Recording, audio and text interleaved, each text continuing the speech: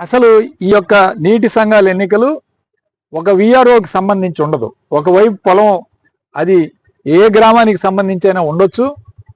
ఆ పొలం సపోజ్ ఆనుకొనే ఉన్న గ్రామంలో ఉంటే అటువైపు ఆ గ్రామంలో ఉంటుంది, ఈ గ్రామంలో 2-3 గ్రామాలు కలిసి ఉంటాయి. కాబట్టి అలా విఆర్ఓలకి విభజించి ఇచ్చే కార్యక్రమం జరగదు.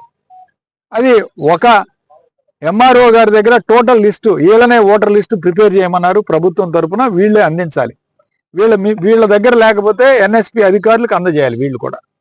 కాబట్టి ఖచ్చితంగా ఆ ఓటర్ లిస్ట్ ఇవ్వకుండా ఎన్నికలకు పోవటం ఏంటి, ఓటర్ లిస్ట్ ఇచ్చిన తర్వాతనే ఎన్నికలకు పోవాలని చెప్పి కూడా జేసీ గారి దృష్టికి తీసుకువెళ్ళడం జరిగింది, ఆర్డీఓ గారి దృష్టికి తీసుకువెళ్ళడం జరిగింది.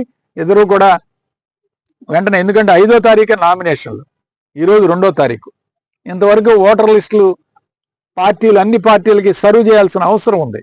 వాళ్ళు పోటీ చేస్తారా లేదా అనే అంశాన్ని పక్కన పెడితే అన్ని పార్టీల వారికి ఓటర్ లిస్ట్ అందించాల్సిన బాధ్యత ఎంఆర్ఓలకి, అట్లానే ఈ యొక్క ఎలక్షన్ జరిపే ఎన్ఎస్పి అధికారులకి. ఎందుకంటే ఎంఆర్ఓలు తయారు చేశారు ఈ లిస్టులు, ఎన్ఎస్పి అధికారులకు కూడా సంబంధం లేదు. ఎంఆర్ఓలే ఇవాళ అందరికి కూడా అందించాల్సిన బాధ్యత ఉంది. కాబట్టి దీన్ని దృష్టిలో పెట్టుకొని ఎట్లానే ఎంఆర్ఓల్ని ఇమీడియట్గా ఇవ్వాలని చెప్పి కూడా జేసీ గారు మాట్లాడటం జరిగింది.